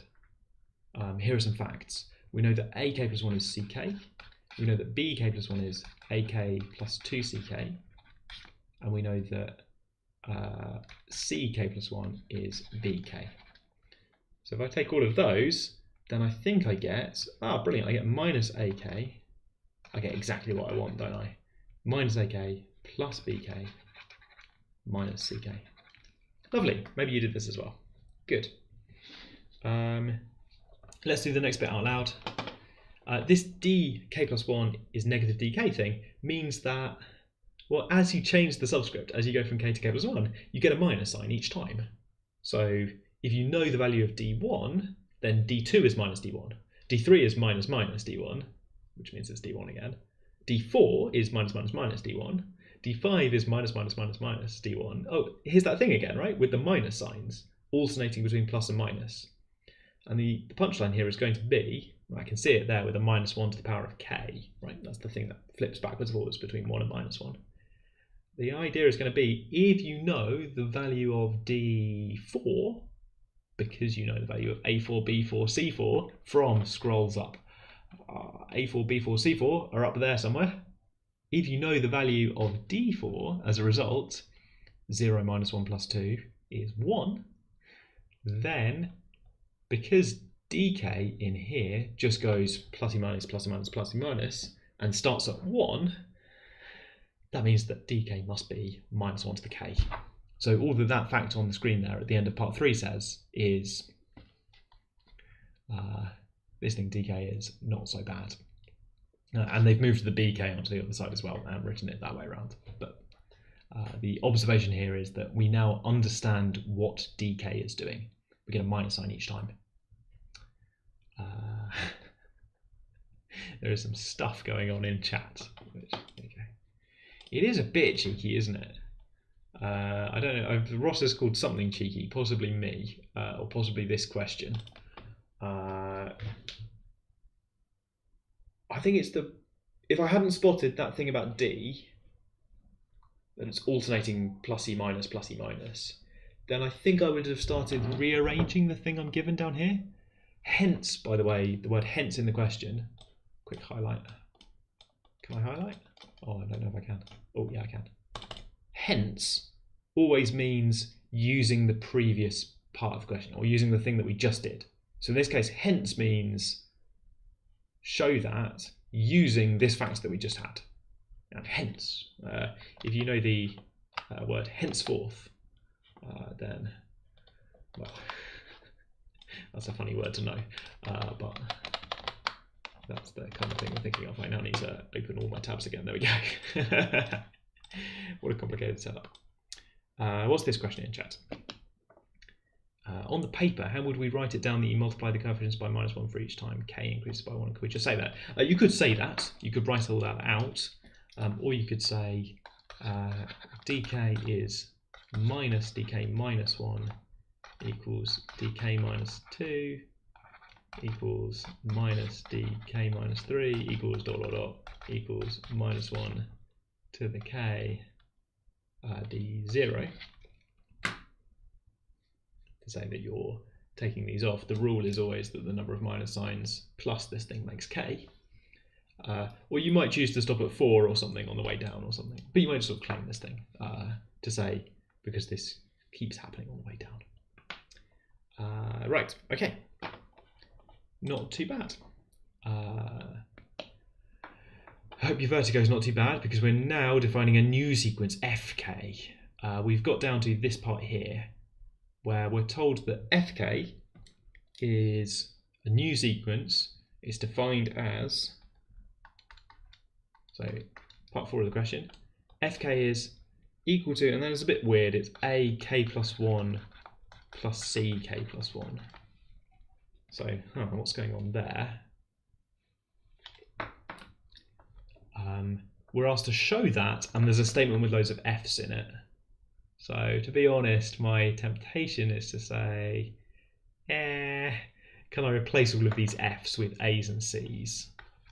If you do that, then you're asked to show that a k plus 1 plus c k plus 1 plus a k plus 2 plus c k plus 2 is equal to a k plus 3 plus c k plus 3, which is not that bad. You need to use the facts that we had before relating together a's and c's. We can maybe do a little bit better by realizing that these things, we just have a fact that we've just got. So we've got this fact that we've just got. So optional, you might like to use this fact.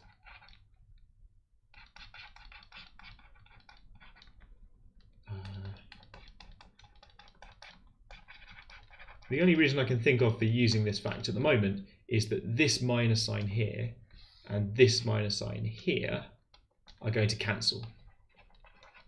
Because I don't know which one's plus and which one's minus, but it's one of each. So they're going to cancel out. I can't quite see how I'm going to make any more progress with this though, because I've got to deal with all these b's. So maybe I love this, maybe I don't. Oh, and somebody else wants the last part of the answer for part 3. This part 3. So we've just shown the context for this last bit one more time is that we've just shown we know that, or I suppose we now know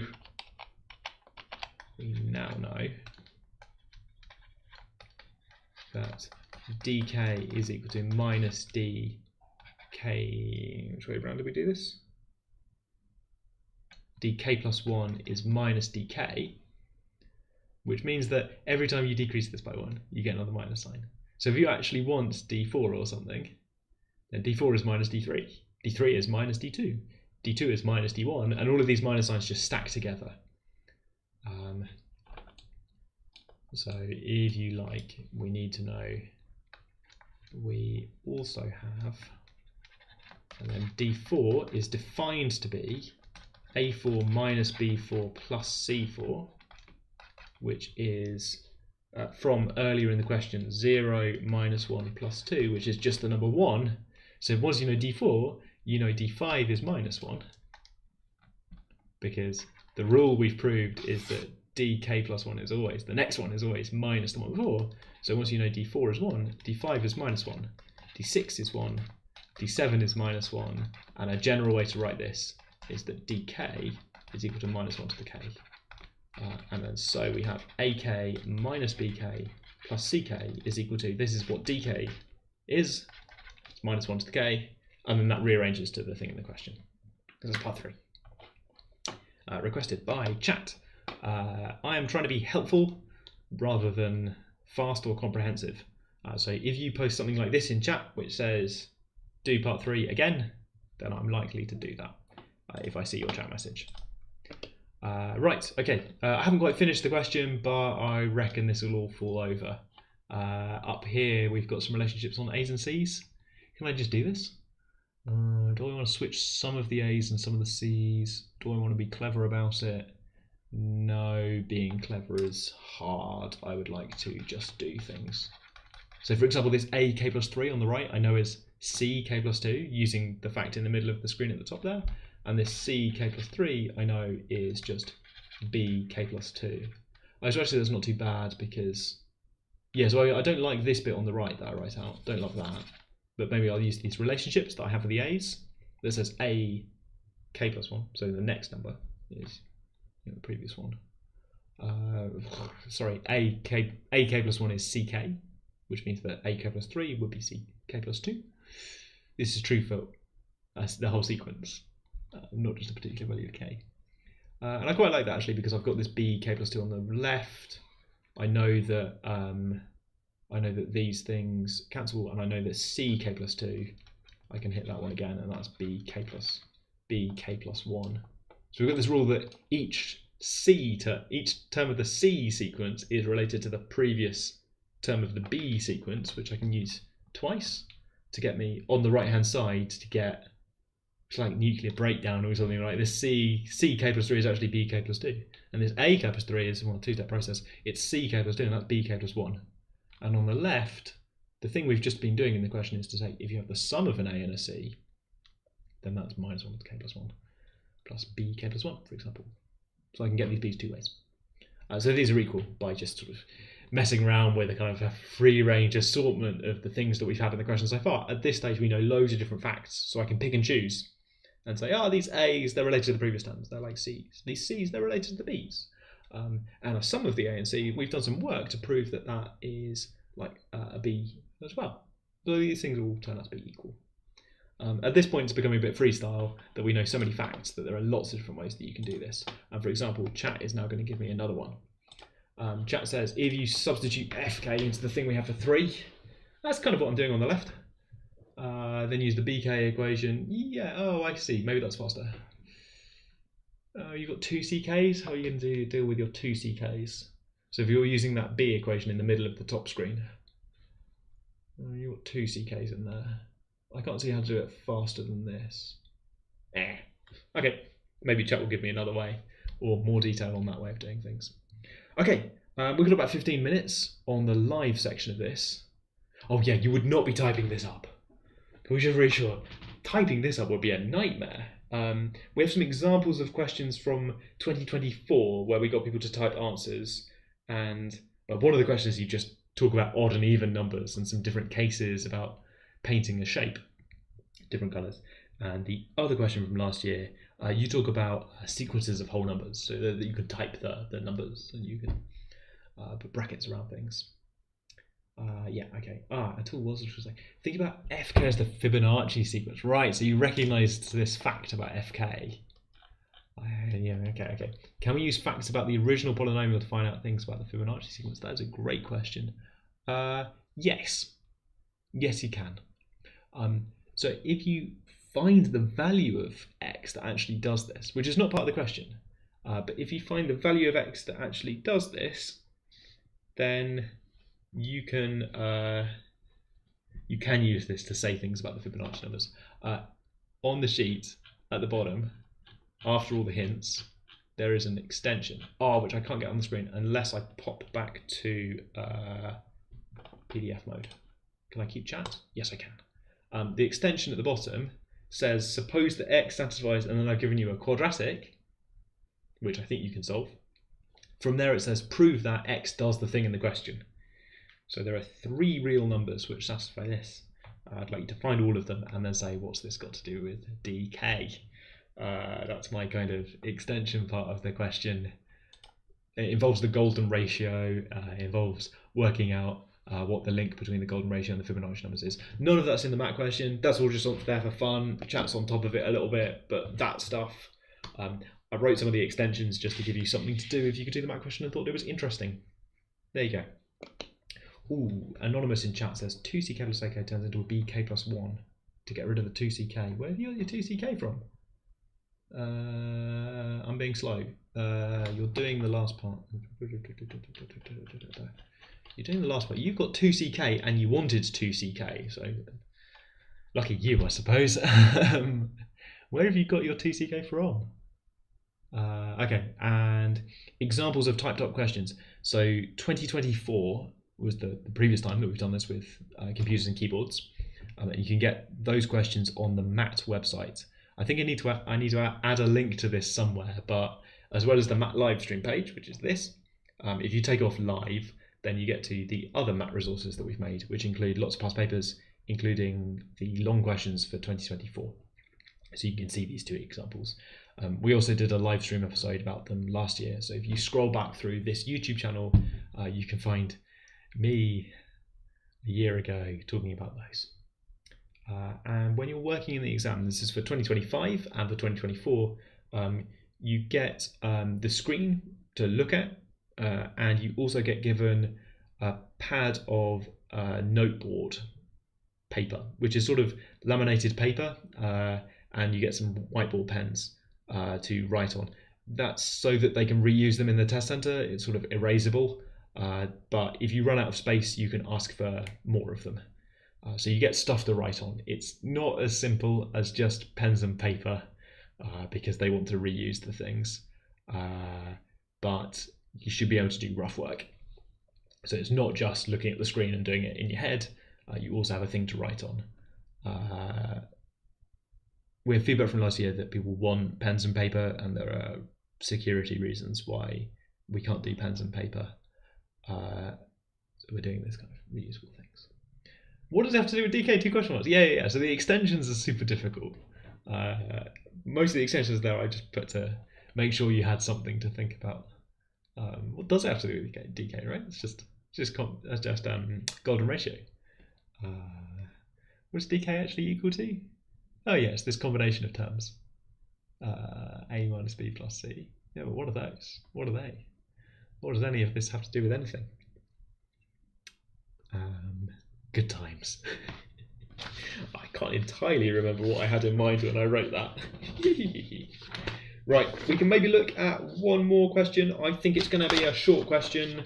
We're going to draw some regions just to wrap things up, because I've got 10 minutes on the clock. And Ross asks the big question, which is, should we try next week's ones before the session? That is up to you. I would recommend having a look at the questions, because then if you're going to be in the live session, you could be the person asking for help with specifically the part that you want to get help with. We've got quite a lot of people here, but if you have specific things that you want me to talk about, then that's quite effective, I think. Okay, right.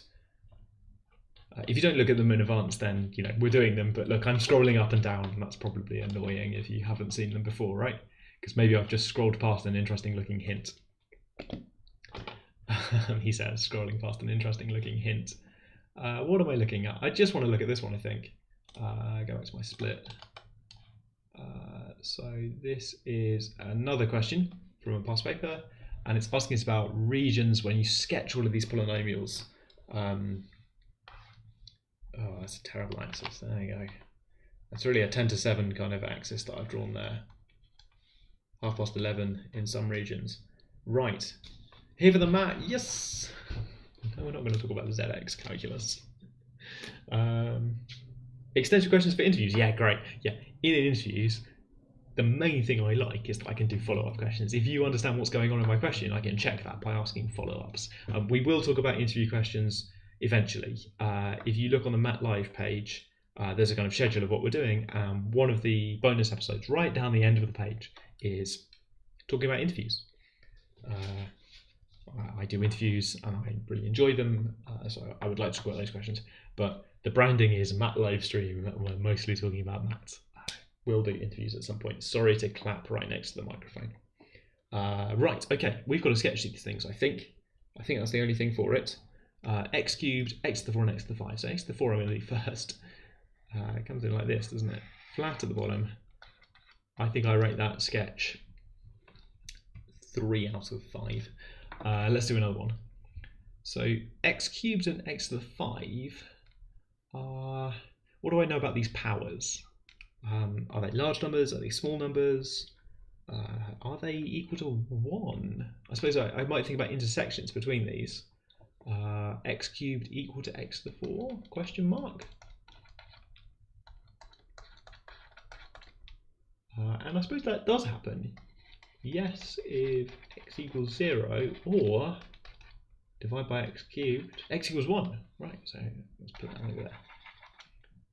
So what else is going on? I suppose if, this is going to be so hard to draw. I've drawn that so badly already. That's such a quadratic sort of shape. I mean, x to the 4 looks a bit like a quadratic, but still. Are we allowed to spoil the question by putting our answers in chat while we work them out? Yeah, I mean, you can if you like. I think people looking at chat are mostly done with the question. Oh, that's a terrible picture of x cubed. I don't like that at all. It should be flatter in the middle, shouldn't it? I'm going to have another go. The challenge here is I've got to draw it larger because x cubed is larger than x to the 4 in this region. And then it's smaller over here. I should maybe have done it in a different colour as well. Oh, I don't like that. That's made me very uncomfortable. Your picture is probably better than mine. So then I've got x to the 5 coming in here, which I'm going to do steeper, sensibly. And I'm a bit worried about where this is going to cross the pink line. I suppose x to the 5 is very small, if x is small, but then it does go through 1, and then becomes very, very negative very fast. So I've got versions of this to think about the places where it crosses. Maybe you've got this as well. So for me, I think I'm going to count regions like this. How many regions are plane divided into when the following equation is graphed? Not considering the axes. Okay, so I should not think about this horizontal line over here. So I get one big region over here. Then I get a small region over here. I get a third region that's enormous over here. When I've missed this small region, I suppose this widens out underneath here. So it's a terrible picture, isn't it? Yours is probably better. 5, 6, 7, where I've tried to have these 3 different lines in here. And then 8, 9, where I've tried to have these 3 lines coming out over there as well. So I think I get 9. I think I get D.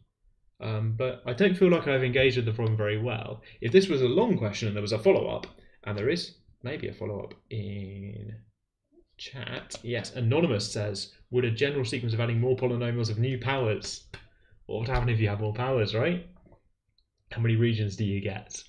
And I'm not sure I'm ready for that follow-up based on this picture. I think I want to think more about how many regions you get over here.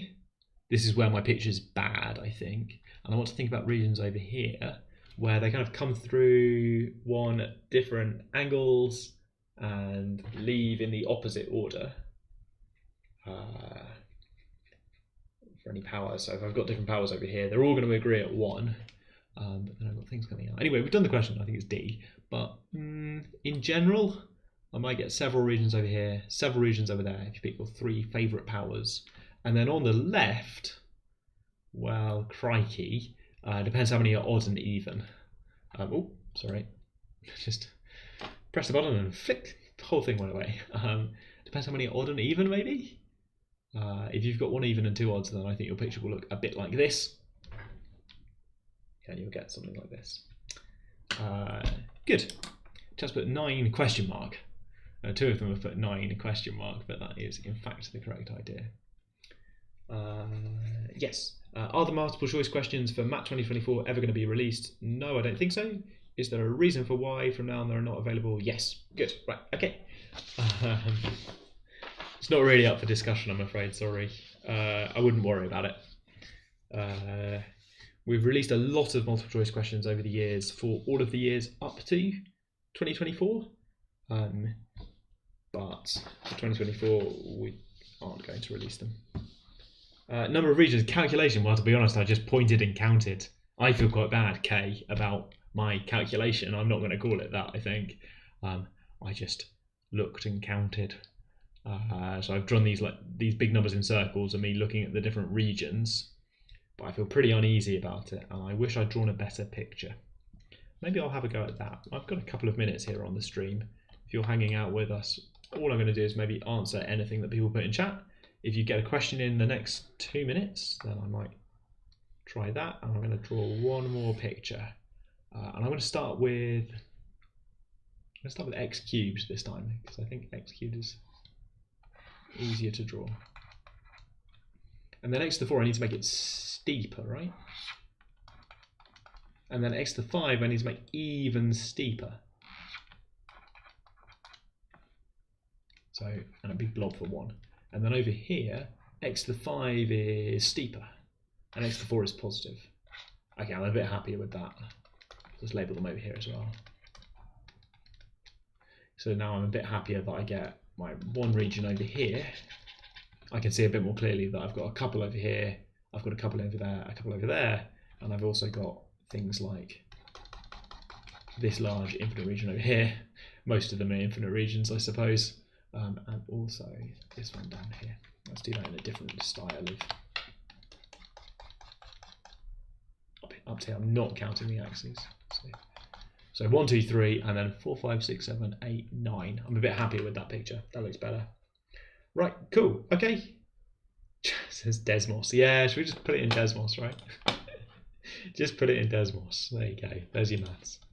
There's a question there. Can one who was rejected last year apply again? And the answer is yes. Your application is treated separately. I missed that question. Let's put a link to say that you can reapply. We've got, there it is on our customer service page. Let's post a link to that just for that one, because I think they probably think I've missed that question. So I'll post a link. Owen's also replied. There you go. Right. Good. Okay. Good. Chat says thanks, I think. Right. Good. What did we do? We didn't do all of the questions. There's a question we missed out, which looks at things like this on screen. So if you want another question to do immediately now, you could. If you've already downloaded the worksheet, then you get another math question with hints and things. So you could look at hints for that. It's asking about doing the same function again and again and again, which you might think is the definition of madness, but in some cases it's the definition of iteration, which is also an important concept. So I think I'll leave you there. Thanks very much for joining in and giving me things to do. We'll be back in 166 hours, because of longer, 166 hours for another episode of the MAT Livestream, where we will be doing next week. Why have I set that up like I know what next week's topic is? Let me remember. Let me have a quick look at my own website. Next week we are looking at algebra. If you would like to get a sneak preview of the algebra section, let's put monitor. Okay.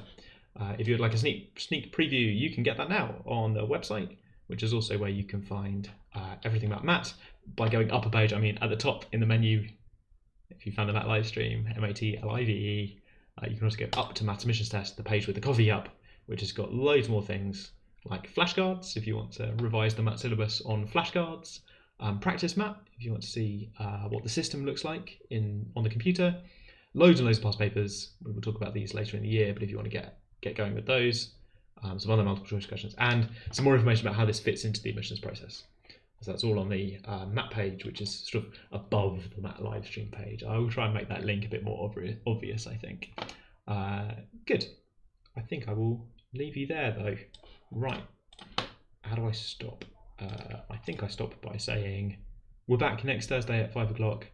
Have a nice evening. Have a nice weekend. I'll see you next Thursday for algebra. Bye. So keen for algebra.